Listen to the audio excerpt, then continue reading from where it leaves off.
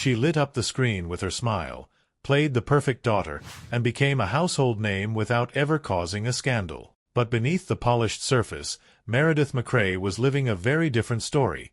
One of silent struggles, constant reinvention, and a devastating illness that doctors almost missed entirely. She was born into fame but forced to fight for every inch of respect she earned. And when her final days came, they were far more tragic, and far more shocking, than the public ever knew. This is the hidden truth behind one of TV's most beloved stars. Meredith MacRae came into the world with Hollywood already stitched into her DNA. Her father, Gordon MacRae, was a heartthrob best known for crooning love songs in musicals like Oklahoma, while her mother, Sheila MacRae, made her name as a comedian and actress on The Honeymooners. With that kind of pedigree, most people assumed Meredith would have a life of red carpets and special treatment. But that couldn't have been further from the truth. Her parents deliberately raised her and her siblings in a modest San Fernando Valley home, far from the glitz of Beverly Hills. They believed in discipline, humility, and hard work, and Meredith quickly learned that fame didn't equal entitlement. While other Hollywood kids were being handed keys to brand new convertibles at 16, Meredith had to earn hers. And her father didn't make it easy. He set a rule: 2 years of straight A's or no car. Meredith rose to the challenge, pushed herself harder than ever, and eventually got those grades, earning the car and her father's respect. But even then, there was a catch. If her grades slipped, the car would be taken away. It was the first of many lessons in a life that would be shaped by quiet determination and relentless self-discipline. Meredith may have been born under a spotlight, but her parents made sure she knew how to work like someone fighting just to get noticed. And that mindset would define how she approached everything, including Hollywood itself. While most children were busy playing dress-up, Meredith MacRae was already walking onto film sets. At just 7 years old, she appeared in By the Light of the Silvery Moon, acting alongside her famous father and Doris Day. To the outside world, it looked like a fairy tale. Doors opening easily, roles handed to her on a silver platter. But what fans didn't see was the internal tug-of-war Meredith fought every day, the pressure to live up to her family's name while desperately trying to escape its shadow. Being the child of 2 stars came with unspoken expectations. Every success was brushed off as nepotism. Every failure was amplified. Meredith didn't just have to prove she was good. She had to prove she was good on her own. It didn't help that in the tightly knit circles of early Hollywood, she was often referred to not as Meredith, but Gordon and Sheila's daughter. That label followed her everywhere. Off camera, she worked hard to separate herself from her parents' image. She studied, auditioned tirelessly, and turned down easy roles that didn't align with the career she wanted. Even at a young age, Meredith understood that being seen as a serious actress meant more than having a familiar last name. It meant fighting for her identity in an industry that constantly tried to write it for her. But just as she began carving out a space of her own, Hollywood threw her into a role that would change everything, and not the way she expected. When Meredith MacRae joined Petticoat Junction in 1966, she wasn't the first Billie Joe Bradley, or even the second. 2 other actresses had already cycled through the role before CBS handed it to Meredith, and expectations were low. The part had been written as a bubbly, boy-crazy blonde with little depth, more eye candy than character. But Meredith had other plans. She didn't just play Billie Joe, she rewrote her. Instead of following the same formula, Meredith subtly reshaped the character into a confident, independent woman focused on her singing career rather than chasing men. And she did it without rewriting a single script. She changed the tone, the delivery, the energy, transforming Billie Joe from a stereotype into someone viewers could genuinely admire. The shift was quiet but powerful, and audiences took notice. Yet behind the scenes, she was still seen as the replacement. Some critics dismissed her performance, saying she lacked the charm of her predecessors. But Meredith didn't flinch. She stayed with the show until its cancellation in 1970, and during those 4 years, she became the most recognized version of Billie Joe, not because she was the first, but because she made the character matter. Still, even with that breakout role under her belt, Meredith couldn't escape the unspoken truth. She was rarely the first choice, and often the last to get credit. But rather than fight it with noise, she let her work speak for itself. What came next, however, would reveal just how versatile and underestimated she really was. Most actors fade after one major role. Meredith MacRae did the opposite. She expanded. After Petticoat Junction ended, she didn't just chase acting gigs. She reinvented herself again and again, slipping into unexpected spaces where no one thought to look.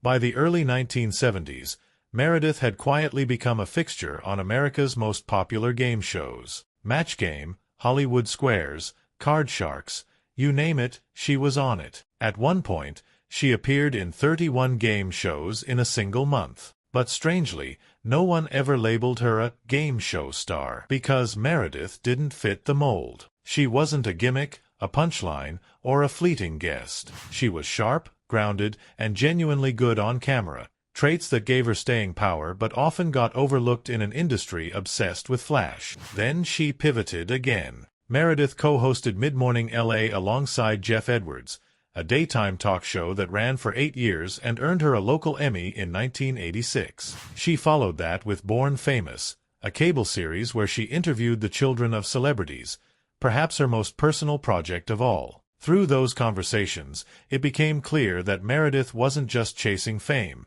She was dissecting it, exploring how it warps identity, reshapes families, and lingers even when the spotlight fades.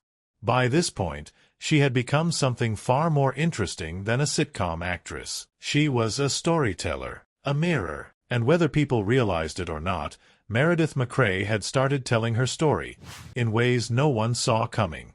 While many stars spent their downtime chasing the next big role, Meredith MacRae turned her spotlight outward. She dedicated decades to causes that rarely got airtime in Hollywood. From the League of Women Voters to Women in Film, she wasn't just signing checks, she was showing up. Her most passionate work, though, came from a place few people knew about: her father's struggle with alcoholism. Meredith didn't shy away from it. Instead, she used it as fuel. She became a national lecturer on addiction, produced a television special to educate families on the disease, and spent 20 years as the telethon host for the United Cerebral Palsy Foundation. She wasn't doing it for press. She was doing it because she understood what silence could cost. But even as she championed others, Meredith quietly juggled her own storm. She enrolled in night classes at UCLA while raising a daughter and maintaining a demanding career. It took her a full decade, but she finally earned her degree in English literature, a personal victory that almost no one in the industry ever talked about. Through it all, she never played the victim. She never made a public show of her challenges. She just kept moving,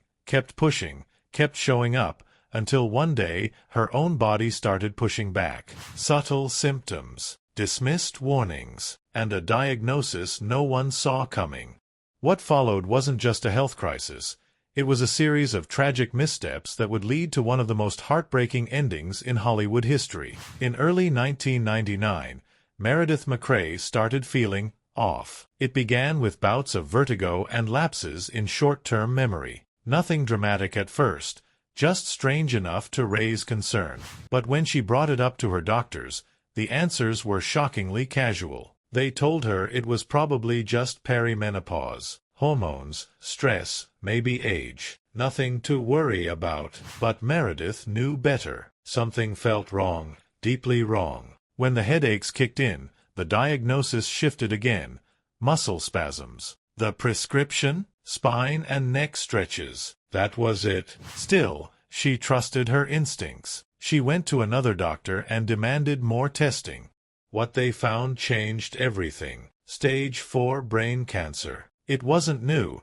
It had been growing for some time. What followed was a blur of emergency surgery, trauma, and tragedy. During her first operation to relieve pressure in her skull, Meredith went into cardiac arrest. She was revived, but the damage was done. Even then, she didn't give up. She agreed to experimental treatment, hoping for a miracle. But the medication triggered a severe allergic reaction, causing brain swelling and forcing 2 more emergency surgeries. She endured constant vertigo and excruciating headaches. Then, just when it couldn't get worse, a fall fractured her hip, complicating her recovery even further. On July 14, 2000, Meredith MacRae passed away at her Manhattan Beach home. She was 56. To fans, the news was sudden. But behind the scenes, it was the slow unraveling of a misdiagnosed tragedy, one that might have ended very differently if someone had just listened. When Meredith MacRae's death made headlines, most outlets focused on her role in Petticoat Junction. Some called her the third Billie Joe, others remembered her smiling face on game shows. But few captured the full weight of what she left behind. Because Meredith wasn't just another pretty face on 1960s television. She was a woman who quietly broke molds, redefined roles, and gave everything she had to causes bigger than herself. Her portrayal of Billie Joe may have made her famous, but it was her reinvention of the character that made her unforgettable. Her work behind the scenes, in advocacy, in education, in unglamorous charity telethons, painted a picture of someone who never chased fame for its own sake. She chased meaning. She was a daughter of stars, but she refused to ride their coattails. She was a TV star, but she never leaned on nostalgia. She was misdiagnosed, dismissed, and ultimately failed by a system that didn't take her pain seriously. Yet she never stopped fighting. Even as her body gave out, her legacy only grew stronger. Today, Meredith's name doesn't trend often. But for those who knew her, and for those who've come to learn what really happened behind the scenes, she remains a symbol of quiet resilience. She didn't need scandal to be fascinating. She didn't need controversy to be powerful. The real story of Meredith MacRae is one of strength, sacrifice, and a spotlight that, even in death, still shines.